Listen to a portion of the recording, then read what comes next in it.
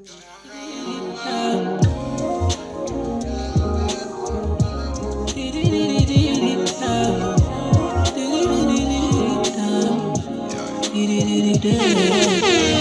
comment tu m'as regardé, mon charme a fait son effet. On verra qui fera le premier pas.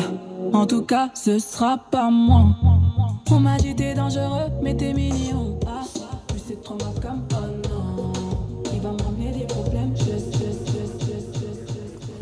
Hergé, ça va? Ça va? Tu es DJ depuis longtemps? Ouais, depuis quand j'étais en troisième des humanités, j'avais déjà commencé avec la musique. Ça paye bien cette passion? Bah oui, ça dépend de là où tu es. Ok, on va parler après. D'accord. Nous allons parler politique à présent. Nous allons parler de la posture que doit normalement avoir un journaliste pendant cette période d'agression. Et pour vous, spécialement, nous invitons le président de l'UNPC, JMK, Jean-Marie Kassamba. Nous avons l'habitude de l'appeler JMK. Oui. Bonjour. Président, bonjour. Comment ça va? Je vais très bien. Vous avez votre micro et votre place. Panier. Vous allez bien? Je vais comme un charme. L'UNPC Kinshasa, ça va? Ça va tellement bien qu'on a été au devant de la scène il y a à peine 2 jours. Avec le numéro 1 du pays. Et vous avez reçu toutes les assurances du président de la République de vous accompagner? En tout cas, presse. la parole du président fait force de loi. Exactement, la parole du chef. Avec vous, nous allons parler de la posture que doit normalement avoir un journaliste pendant cette période. Les gens se posent des questions et quelle est cette posture? Bon, je pense que un journaliste est d'abord un citoyen. Un journaliste est aussi ressortissant d'un pays. Mais le journaliste, c'est le témoin privilégié de l'histoire qui s'écrit.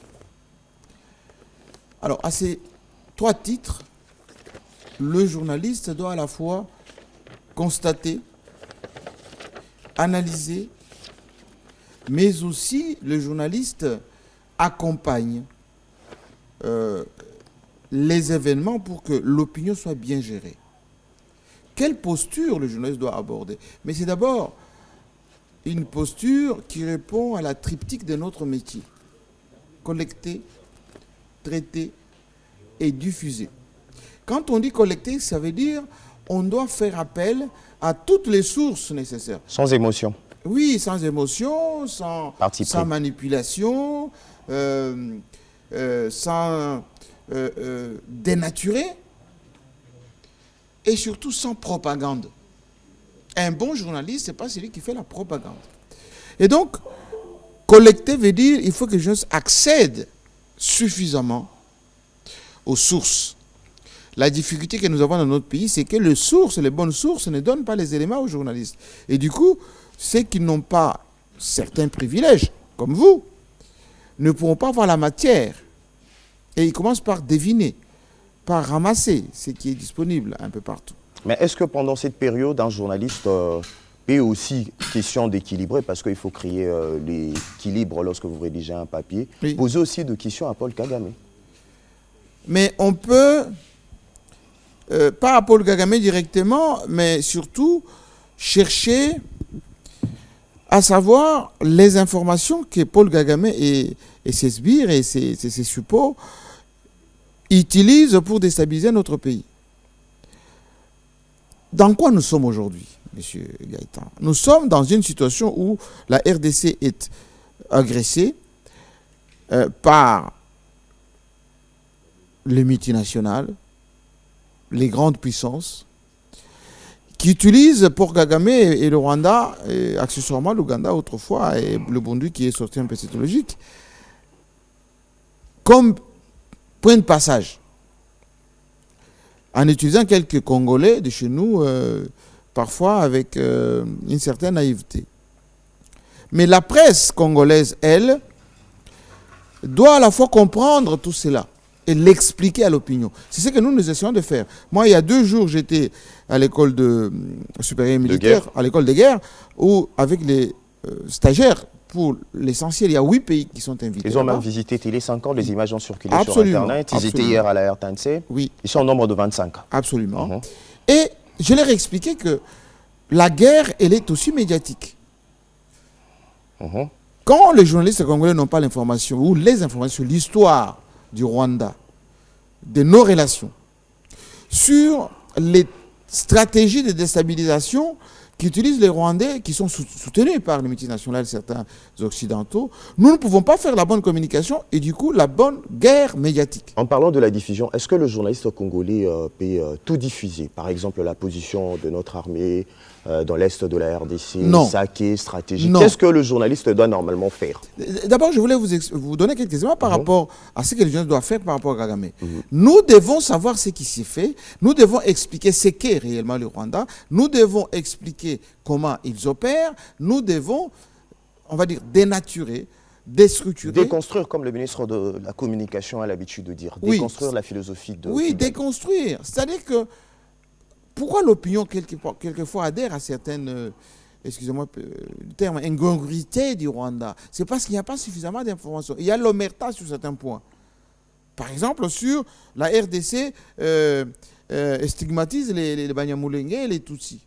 Il faut qu'on explique qu'au Congo, il y a les Tutsis congolais.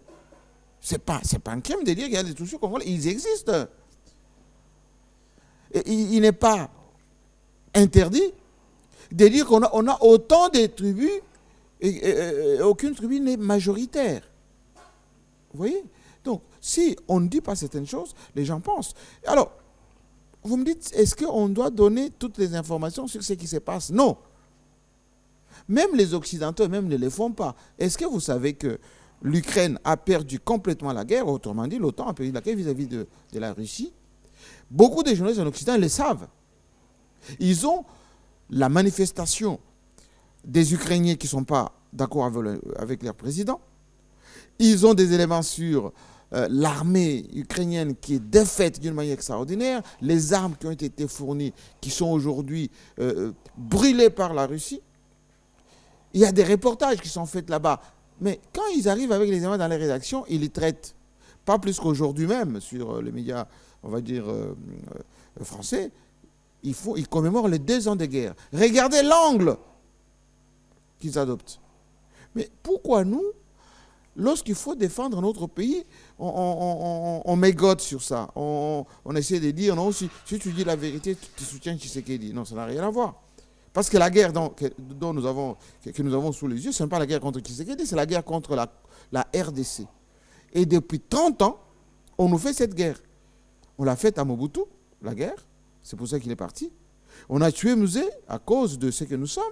Joseph Kabila a eu la pression, y compris, il a frôlé la mort à cause de cette guerre. Et aujourd'hui, Félix Tshisekedi, il est plein dedans. C'est que même celui qui va venir après Félix Tshisekedi, il connaîtra la même chose si nous ne changeons pas des stratégies, y compris communicationnelles. Et donc, les journalistes doivent avoir une posture nationaliste, patriote. Nous devons avoir nos responsables. Mais est-ce que vous n'estimez pas que lorsqu'un journaliste devient patriote, il va mettre plus d'émotion lors de la rédaction d'un papier de reportage, lors de l'analyse d'un fait? Parce qu'il est appelé à collecter, traiter et diffuser sans émotion. Il ne faut pas avoir de l'émotion, il faut avoir de la science dans l'exploitation des choses. Quand les Juifs parlent de leur cause, vous savez qu'il y a en ce moment ce qui se passe entre Israël et les Palestiniens. Mais suivez les journalistes, y compris occidentaux, lorsqu'ils parlent de la cause juive. Beaucoup font des analyses. Vous avez même l'impression que c'est tellement scientifique que ça n'a rien à voir avec la guerre. C'est tellement historique, c'est tellement stratégique que ça n'a rien à voir avec le journalisme. Non, il faut privilégier l'explication scientifique. Autre question, parce que vous êtes aussi président de l'UNPC, président d'un grand média Télé 50. Est-ce qu'à votre niveau, vous organisez de campagnes de sensibilisation, de formation, question de mettre tout le journaliste congolais au même titre avec de formation? Moi, je le fais, mais il faut des moyens pour le faire. Et c'est ici l'occasion... Là, vous n'estimez pas que s'il faut attendre le moyen, vous allez être en retard par rapport aux autres? Non, je le fais. Mais je le fais, vous savez qu'une formation à grande échelle, ça nécessite de la logistique. Moi, je fais quasiment tout le temps ce qu'on appelle les dessous des cartes. J'explique comment les choses fonctionnent. Mais l'État doit prendre en cause ou en charge. L'État doit intégrer que la guerre, elle est aussi et surtout médiatique. Elle est à la fois diplomatique. mais elle est aussi, cette guerre militaire avec des armes, in fine, qu'il faut la faire. Or, qu'est-ce qu'on constate chez nous? On met plus de moyens au niveau du Parlement, et nos parlementaires ne font pas excessivement du peu grand-chose pour faire cette guerre. On met les moyens au niveau, on va dire, de la diplomatie de certains qui se baladent beaucoup sans donner beaucoup de résultats. Et les journalistes qui, eux, sont suivis jusqu'au fin fond, même jusqu'au Rwanda là-bas. Télé 50 est très suivi au Rwanda. Mon ami Lusokono a fait l'objet d'un embargo au Rwanda. La TNC, n'en parlons même pas. Mais il faut qu'on vous donne des moyens, qu'on nous donne des moyens pour faire ce travail. Parce que si nous expliquons au jour le jour ce qu'est le Rwanda, si nous expliquons chaque jour comment ça opère les diplomates, la géostratégie, expliquez-moi pourquoi. On nous dit qu'on a des amis au niveau de l'Union africaine. Mais quand beaucoup de leaders au niveau même de l'Union africaine prennent des positions par rapport à notre pays, on nous demande de dialoguer. Pas plus qu'hier, la Centrafrique vient de signer un partenariat avec le Rwanda. Mais nous savons que le Rwanda est très présent en Centrafrique. Une mission de maintien de la paix. Oui, mais ça c'est très officiel. Mais il déploie des moyens là-bas. C'est un positionnement par rapport à cette partie que nous avons avec la frontière avec la Centrafrique. Est-ce qu'on a des discussions avec ces gens? Idem pour l'Union européenne qui a signé ce partenariat pour siphonner nos richesses via le Rwanda. Est-ce que médiatiquement, on a mis en place une stratégie de stigmatisation, on va dire, systématique mais qu'est-ce que vous empêche de mettre en place cette politique au niveau de l'UNPC? Mais on peut faire, mais il faut qu'il y ait des relais au niveau de l'UCSAC, au niveau du gouvernement, au niveau des services de renseignement. Il faut une synergie. Et je vous donne un exemple simple. Vous pensez que les émissions qui sont faites sur CNews, sur LCI, sur CNN, c'est gratuit? Ce n'est pas gratuit. Ce n'est pas innocent. Il y a des éléments de langage. La plupart des spécialistes qui voient sur le plateau de télévision, des anciens généraux, des journalistes, des éditorialistes, tout ça, tous ces gens-là, ils font des briefs avant l'émission. Mais le président Tshisekedi a demandé le soutien de tout le monde, toute catégorie de population. Oui. Pourquoi pas s'y mettre ensemble, faire, comme on dit à Kinshasa, gratuitement? Parce que c'est une cause, au fait. La RDC doit exister, le pays doit exister. On peut s'y dire, hein, président, oui. On peut s'y dire, bon, on n'a pas assez de moyens, donnez-nous juste de quoi faire descendre les gens sur terrain. On le fait gratuit pour l'intérêt de la nation. Mais moi, je ne demande pas qu'on paye les gens. Je demande qu'on mette de la logistique nécessaire. Quand le journaliste se déplace en zone de guerre, il faut de la protection, exactement. Il faut le transport, il faut des matières, de l'information. Nos services de renseignement ne nous renseignent pas, ne nous donnent pas les éléments de langage en nous demandant, par exemple, ça c'est les off, gardez ça pour protéger la source. Mais voici comment se présente la situation. Mais quand ça dégénère, on nous demande qu'on puisse intervenir. Mais on intervient sur quoi? Est-ce que vous comprenez? Les Occidentaux sont fins. Ils utilisent des ONG, ils utilisent les correspondants, ils utilisent même leurs propres diplomates. Et quelquefois, ils utilisent même nos ressortissants ici pour faire passer leurs messages ou pour déstructurer ce que nous sommes en train de faire. Pourquoi on ne fait pas autant? En matière de stratégie, il y a l'infiltration, il y a le contre-espionnage, il y a la propagande. Aujourd'hui, on parle de la cybercriminalité. Tout ceci est compris dans la stratégie. Mais le média, protéger un pays. Le média forme l'opinion nationale. Oui. Mais les Congolais s'y posent des questions. Guerre médiatique, pour quel contenu? Il semblerait que le contenu aussi pose problème au niveau de chaînes de télévision. Les contenus, M. Gaëtan, et vous êtes bien placé parce que vous êtes de la grande école que tout le monde connaît, les contenus découlent des éléments de langage définis par la politique nationale des communications. Moi, j'ai présidé durant les États généraux de la communication ce qu'on appelle la nouvelle politique de la RDC en matière de communication. Nous avons émis des recommandations. Nous avons proposé des démarches. Il suffit de pratiquer cela. Il suffit d'appliquer cela. Et trouvez-vous normal que le ministre des Affaires étrangères, le ministre de la Défense, pour ne pas le citer, il n'a jamais fait ce qu'on appelle un point de presse ou plutôt une réunion avec le patron de presse pour leur donner des éléments de langage. Le ministre de la Défense, nous sommes en guerre. Le ministre de l'Intérieur. Mais il y a cela quelques semaines, votre tutelle, le ministre de la Communication, avait organisé une rencontre avec le patron de presse. Oui, d'accord. Il fait partie d'un gouvernement, il est porte-parole du gouvernement, ça peut aussi découler. Je suis d'accord. Le travail que fait Patrick Mouyaya, c'est un travail de haute facture. Mais est-ce qu'il est aidé? Je ne pense pas. Est-ce qu'on lui donne suffisamment de moyens? Je ne pense pas. Est-ce qu'il y a le suivi par rapport à ce qu'elle nous dit? Je ne pense pas. Le plus important, c'est qu'on se pose des bonnes questions par rapport à notre pays. C'est un tournant que nous avons. Il y a un nouveau mandat aujourd'hui du président de la République. Il faut tenir compte de forces existentielles. Il faut travailler sur les détenteurs d'une certaine démarche pour aider notre pays. Et donc, les journalistes, pour revenir à votre thématique, doivent suivre à la fois ce que dit le gouvernement, mais doivent aussi faire leur métier en se mettant en tête que ce qui est en cause, ce n'est pas le pouvoir, ce qui est en cause, c'est l'existence du Congo en tant que nation, en tant que peuple. Et donc, nous travaillons sur ces terrains-là chaque jour, en espérant, je l'ai dit au président de la République, que si on fait notre congrès, on va encore requinquer ces démarches et que nous aurons une force médiatique nécessaire. Jean-Marie Kassamba, avant de poursuivre notre débat, nous allons regarder ces images de la mobilisation. Aujourd'hui, la mobilisation est internationale autour de la situation dans l'Est de la RDC. Nous allons regarder ces quelques images et puis nous allons revenir pour commencer. Merci. La vie d'un Congolais ne vaut-elle pas la vie d'un Ukrainien ?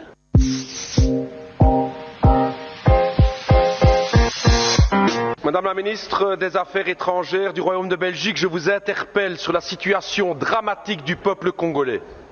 Je pose la question, pourquoi la Belgique n'intervient pas? Pourquoi la Belgique n'intervient pas pour aider la tragédie du peuple congolais à l'est du Congo?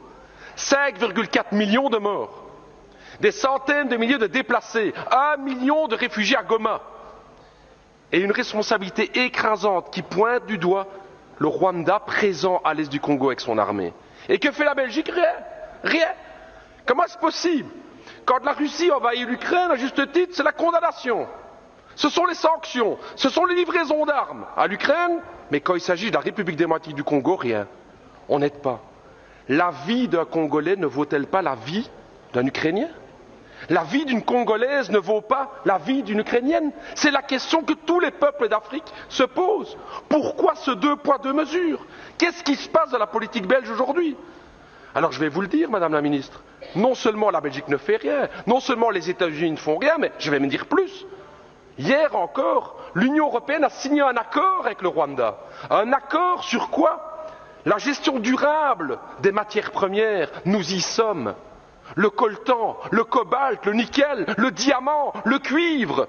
Voilà la raison pour laquelle la Belgique n'intervient pas. Business.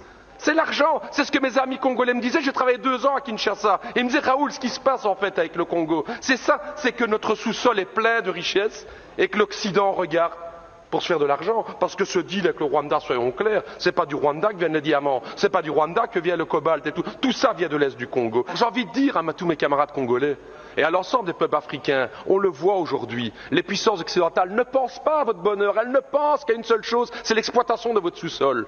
Vous pouvez aujourd'hui, vous pouvez croire à vos propres forces.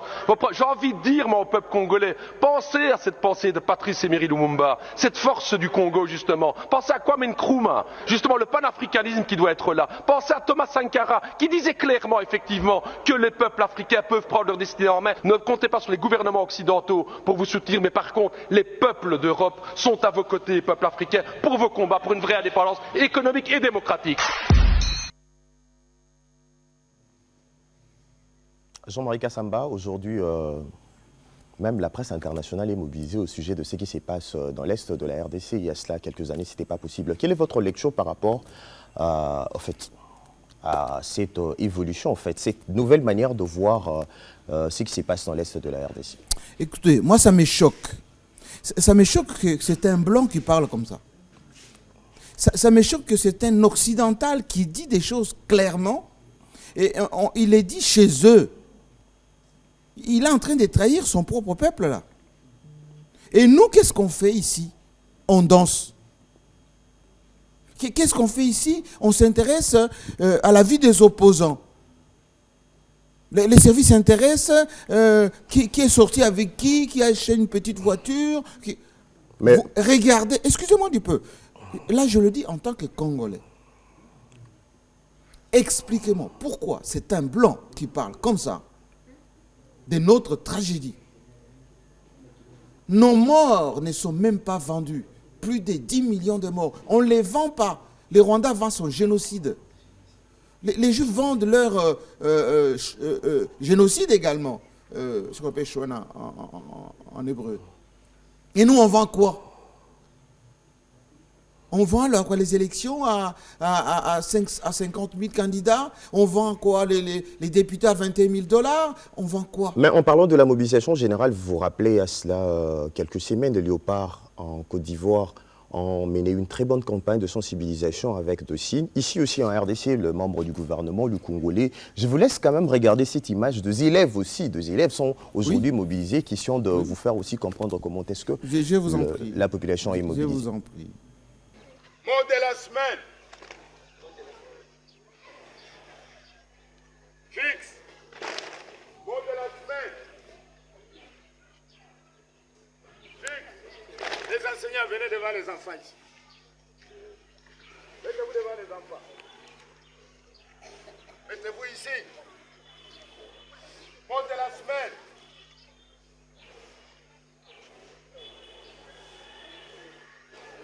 Fixe. Mot de la semaine.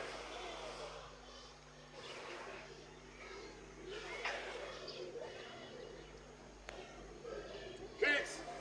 Mot de la semaine.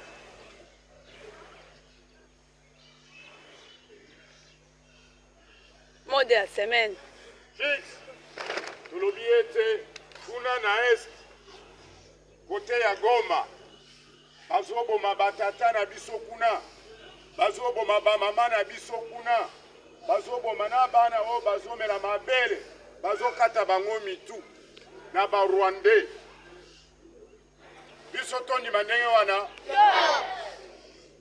Esengeli biso nyonso tokufa avant baboto na biso mboka. Boyoki? Oui. Oza mboka ya bakoko na bino. Boyoki? Oui. Boyoki bien? Oui. Jean-Marie Kassamba, vous avez parlé de la mobilisation au niveau de la RDC, voire... Moi, je n'aimerais pas que ça soit anecdotique. Ça veut dire que ça, c'est une initiative d'une école. Il faut que ça soit institutionnalisé. Il faut que ça soit expliqué. Vous savez, en Corée du Nord, ou en Chine, ou même aux États-Unis, les États-Unis, c'est le drapeau. Le drapeau. Chaque Américain, il plante le drapeau devant sa maison. En France, lorsque De Gaulle vient pour reconquérir la France, à chaque fronton, chaque Français planter le drapeau. Il faut que chez nous, qu'on explique dès la maternelle jusqu'à l'université que le Congo, c'est notre pays, notre nation qui doit être protégée. Quand on parle d'infiltration, qu'on parle que des gens, notre armée est infiltrée, tout ceci, mais tous les pays se font espionner. Si les Rwandais veulent nous infiltrer, mais c'est le patriotisme qui va les extirper de chez nous. C'est la loi. Ce n'est pas la stigmatisation. Parce que les traites ne sont pas souvent que des Rwandais. Il y a des Congolais eux-mêmes, par cupidité, et qui arrivent à trahir leur nation. Et donc moi, je n'aimerais pas que ça soit anecdotique. Comme on a vu le joueur qui était au Rwanda, on a vu même le membre du gouvernement le faire une manière symbolique. Il faut que ça soit quelque chose de systématique. Donc il faut mettre sur en le place plan un programme historique. bien déterminé. Absolument. Il faut qu'on explique qu'on est une grande nation. Et que les grandes nations, ça se protège avec une stratégie. Le Rwanda, c'est petit. Si demain on va vaincre le Rwanda, il y aura l'Angola, il y aura la Zambie, il y aura le Congo-Brazzaville. Et donc on ne peut pas dire que seul le Rwanda est notre ennemi. Non. Tous les pays qui nous entourent sont nos ennemis potentiels. Et d'ailleurs, chacun n'a pas sa spécificité par rapport à nous. Et donc nous devons, et là je m'adresse aux élus qui sont là au gouvernement, en finir avec cette affaire de stigmatisation. Créons des espions. Trouvons des gens à double nationalité, à triple nationalité, qui vont dans des pays, qui prennent des informations là-bas, qui prennent de l'argent là-bas, qui reviennent avec ça chez nous, qui peuvent être des relais. Les Juifs sont forts comme cela. Lorsque vous êtes nombriliste là, au niveau de la RDC, vous pensez que vous allez vous protéger avec des petites lois au niveau de Kinshasa, vous vous trompez. Et pour preuve, c'est Blanc, qu'est-ce qu'il dit? Malgré les bonnes intentions, les petites phrases, le capitalisme, lui, il a sa démarche cynique. On signe avec les Rwandais parce qu'on veut prendre les matières stratégiques. Le Rwanda, malgré qu'il y a une espèce de dialogue ou, je sais pas moi, des contacts, eh ben, conforte avec la Centrafrique, a fait quelque chose avec Congo-Brazzaville. L'Angola a Angola joue la une médiation, il ne sait pas coopération. prendre. Ce n'est pas une médiation. C'est les Américains qui ont fait de l'influence au niveau de l'Afrique du Sud, qui est dans le BRICS, qui n'a pas accepté, mais qui a convaincu le président angolais de jouer celui qui fait tempérer les choses, parce que Félix Tshisekedi a commencé à s'armer suffisamment, à prendre des dispositions pour inquiéter les Rwandais. Et pour en finir une fois pour toutes avec la guerre dans l'Est de la Il RDC. faut en finir d'abord militairement. Parce que le Rwanda ne peut entendre que la force. Vous pouvez négocier autant de fois que vous voulez. Pendant que vous négociez, ils développent des situations alternatives. Pourquoi? Parce que leur survie, sur le plan des terres, sur le plan des richesses, sur le plan d'existence, c'est l'exploitation des matières premières. Jean-Marie Kassamba, merci d'avoir répondu à toutes nos questions. C'était un plaisir de vous avoir sur ces plateaux. Je vous en prie. Merci. Mais il faut multiplier ces types d'émissions parce que on a l'impression que quand on nous dit BMW, nous sommes autant dans la distraction. Jean-Marie, je vous retiens pour quelques minutes. J'invite l'homme Bretel, mais aujourd'hui il est relax. Jessie. Je vais saluer le président. Je vous donne un micro. Comme on dit, tout ça c'est lui. Hein? Donnez-lui le micro à... Le président est là. L'homme qui a le concept dans le sang. Merci, président. Il faudrait quand même qu'il y ait des gens qui... Pardon. Je disais tout à l'heure, il faudrait... Je vais mettre ma casquette là. Oui. Il s'appelle Jesse Kabasele. Merci. C'est un plaisir de vous avoir toujours. Le président, c'est notre président. Oui. Et comme je disais toujours, il faudrait qu'un jour, vous ne serez plus là, il faudrait qu'il y ait des gens qui viennent après vous. Mais vous êtes là. Et voilà. Voilà la génération qui doit perdurer l'excellence, la qualité et la présentation autrement de la communication. Vous savez, dans cette salle ici, étaient les Kayumbi Beya, les Lukongo Sampo, les Kitenge Lubabu, les Kassongo Mwema.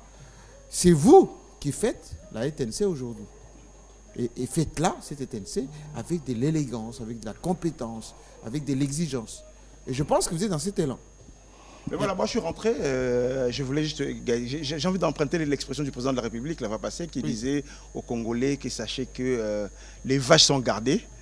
Et pendant mon absence, mais il les garde bien. Hein? Pendant mon absence, Gaëtan Magalan a bien gardé les vaches. Non seulement il est bon, moi je l'ai pensé bon en écriture.